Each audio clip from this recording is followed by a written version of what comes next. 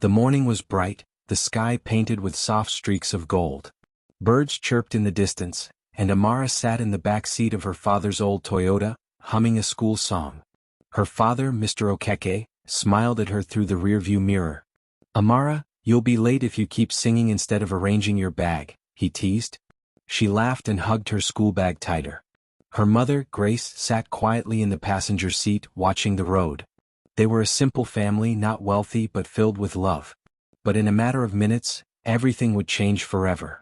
As they approached the sharp bend near the market square, a loud horn shattered the morning calm.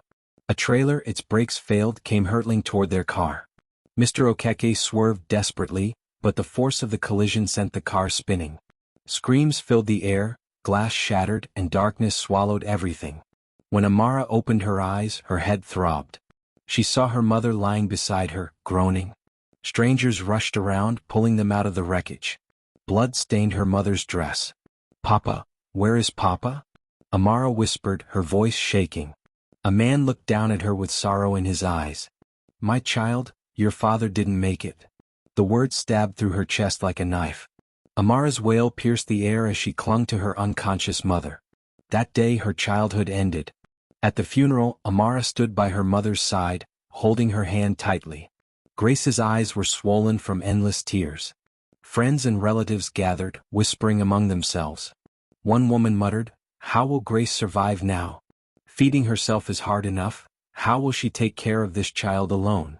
Grace heard their whispers, but she held her daughter close. She leaned down and whispered into Amara's ear, her voice trembling but firm.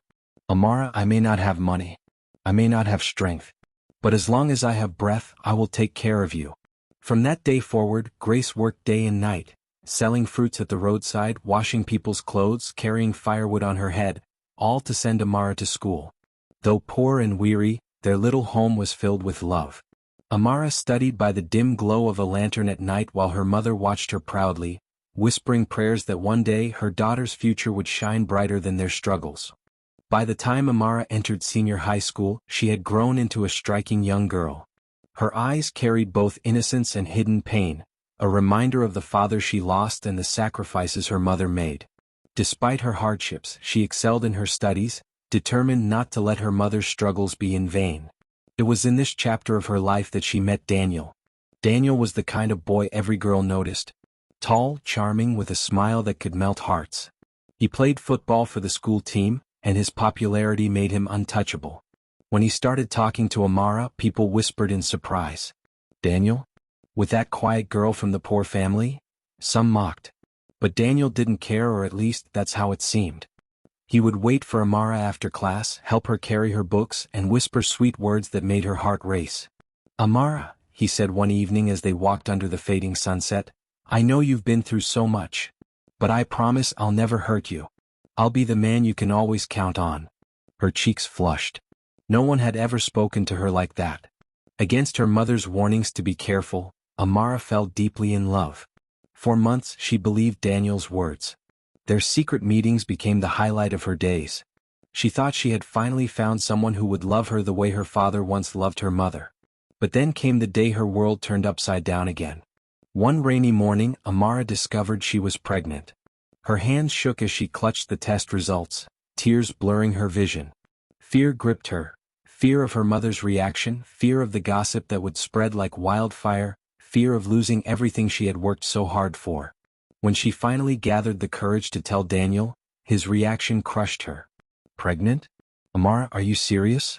"That's not my child," he snapped, his charming smile gone. "But Daniel, you're the only one," she sobbed. "Don't drag me into your mess," he interrupted coldly. "I have my life ahead of me. Don't ever mention this to me again." Her heart shattered. The boy who had promised her the world abandoned her in her darkest moment. When the news spread, her classmates mocked her, neighbors whispered, and even relatives shook their heads in disappointment. "She's just like her mother, suffering will follow her all her life," some sneered. Unable to bear the shame, Amara dropped out of school. Her mother, though devastated, never turned her back on her. Grace took on even more burdens, working to provide not just for her daughter now, but also for the child soon to come. Through tears, Grace told Amara, "My daughter, don't cry. This child is not a curse. It will be your testimony one day. We will endure and God will prove them wrong. The day Amara gave birth, the small hospital ward was filled with whispers. Some nurses looked at her with pity, others with judgment. She was only a teenager, her dreams shattered before they had even begun. But when the baby's cry echoed through the room, something changed. Despite her pain, Amara's heart swelled with love. She looked at the tiny bundle in her arms, her daughter, Chisholm. Tears of shame turned into tears of hope. Her mother, Grace, stood by her side, holding her hand tightly. "Amara," she whispered, smiling through her tears, "this child is not your end, she is your beginning. From now on we will live for her." Life, however, was merciless. Grace worked twice as hard, carrying heavy loads in the market during the day and selling food late into the night. Every coin she earned went into feeding Amara and her baby. The once lively woman grew lean, her hands calloused from endless labor. Meanwhile, Amara faced the cruelest mockery from neighbors. Women would point and sneer as she passed. "See her, the girl who wanted to behave like a woman," one said. "Now look, she's just a dropout with a bastard child," another added. Their words pierced her soul like daggers. Many nights, she sat by the dim lantern with Chisholm asleep in her arms, crying silently. She regretted trusting Daniel, regretted her mistakes, but most of all, she hated that her mother had to suffer even more because of her. But through it all, Grace never stopped encouraging her. "My daughter, don't let their words break you. Remember, your father believed in you. I believe in you too. One day you will rise above this." Amara clung to those words like a lifeline. As Chisholm grew, their little home became filled with laughter again. The child's smile reminded Amara that despite her pain, there was still light. Grace began saving small amounts from her business, refusing to let her daughter's education end in shame. Years later, after many struggles, she finally looked at Amara and said with pride, "My child, it's time you return to school. Your dreams are not dead." Amara's heart leapt. For the first time in years, hope returned. Years passed, and Chisholm grew into a bright little girl, full of laughter and curiosity. She often asked questions that left both Amara and Grace speechless. "Mama, why don't I have a daddy like the other children?" she once asked, her innocent eyes wide.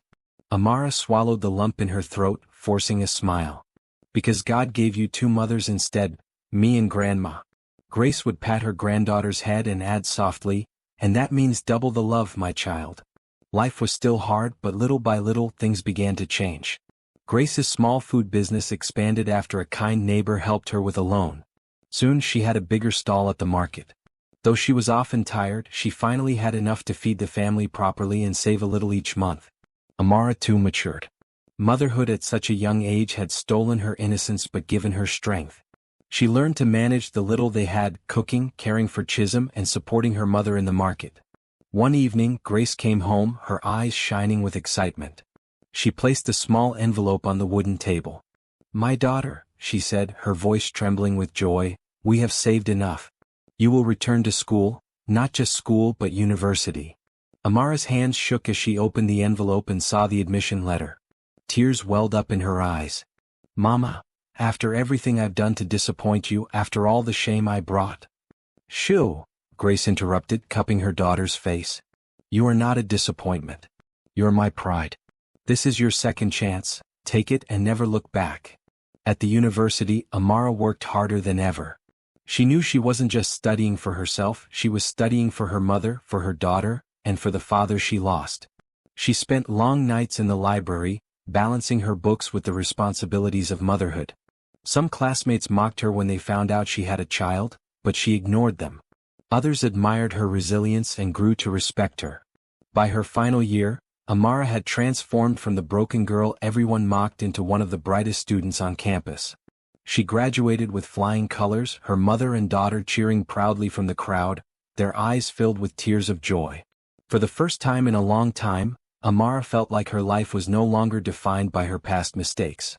She was ready to step into a new future. The day Amara walked into her new office for the first time, she could hardly believe it. The tall glass building, the polished floors, the staff in suits. Felt like a dream. Just years ago she was mocked as a school dropout with a baby, yet here she was, employed in one of the most respected firms in the city. Her boss, a kind middle-aged woman named Mrs. Bellow, greeted her warmly.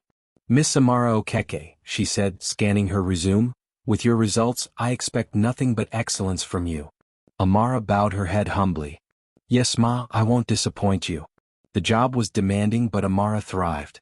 Her intelligence, diligence, and resilience stood out. Soon, she began earning promotions, and for the first time in her life, she was able to give her mother the comfort she deserved. Grace, who had spent years toiling under the sun, finally rested. Amara bought her better clothes, redecorated their small home, and made sure Chisholm had the best education. Their once broken family was slowly being rebuilt, brick by brick, blessing by blessing. But life had more in store. One afternoon, while Amara was presenting a project at work, a guest consultant was invited to the meeting. His name was David. He was calm, intelligent, and respectful, qualities Amara noticed immediately. After the presentation, he approached her with a smile. You did really well, he said. It's rare to see someone speak with both confidence and humility. Amara blushed slightly. Thank you, sir. What started as polite conversations grew into friendship. David admired her resilience and the way she carried herself despite her past. Unlike Daniel, he wasn't interested in sweet words and empty promises. He showed genuine care not just for Amara, but also for Chisholm and her mother. One evening, as they walked out of the office together, he paused and said, Amara, I don't see your past as a stain. I see it as proof of your strength. And if you'll let me, I'd like to be part of your future. Her heart pounded. For the first time in years, she felt the warmth of love without fear. As the months passed, David became part of their lives. Chisholm adored him, and Grace, with tears in her eyes, told her daughter one day, My child, God has finally wiped away our tears. This is the kind of love your father would have wanted for you. The wedding day dawned bright and golden, as if the heavens themselves were celebrating. The church was decorated with fresh flowers, white drapes, and the gentle hum of a choir filling the air. Guests from near and far gathered, eager to witness what many called a story of grace and resilience. Amara stood in front of the mirror, dressed in her flowing white gown. Her heart raced, not from fear but from gratitude. She thought of her father, gone too soon. She thought of Daniel, who had broken her. She thought of the years of shame, the sleepless nights, the tears she had cried. And then she thought of her mother, her rock, and her daughter, Chisholm. Grace entered the room, her eyes already glistening with tears. She looked at her daughter, radiant in her wedding dress, and shook her head in awe. My child, she whispered, her voice breaking, look what God has done. Amara hugged her tightly, whispering back, Mama, this victory is ours. I wouldn't be here without you. As the church doors opened, Amara walked down the aisle, her veil glistening under the light. At the altar stood David, waiting with a smile that spoke of nothing but love, patience, and respect. Chisholm, now a little girl full of joy, walked ahead carrying flowers, proudly leading her mother into a new beginning. When the pastor asked, Do you take this man to be your husband? Amara's voice was firm and steady. Yes, I do. And when David replied, Yes, I do, his voice carried the weight of sincerity and promise. Applause erupted as they were pronounced husband and wife. Tears streamed down Grace's face as she lifted her hands in thanksgiving. For all the years of mockery and pain, this moment was proof that sorrow may last for a night, but joy truly comes in the morning.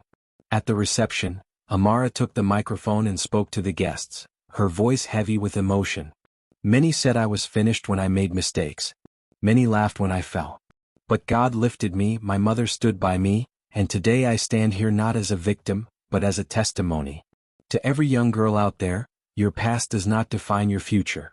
The hall roared with applause, and David took her hand, sealing her words with a kiss.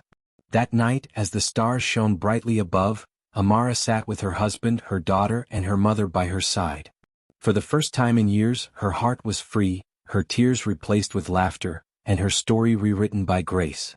Her journey was no longer one of shame, it had become one of triumph.